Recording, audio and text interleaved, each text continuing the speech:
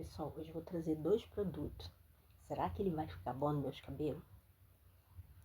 Uma nova linha Amávia e a gelatina também. Vou usar esses 2 produtinhos no cabelo. Será que vai dar certo? Daqui a pouco eu trago o resultado final para vocês.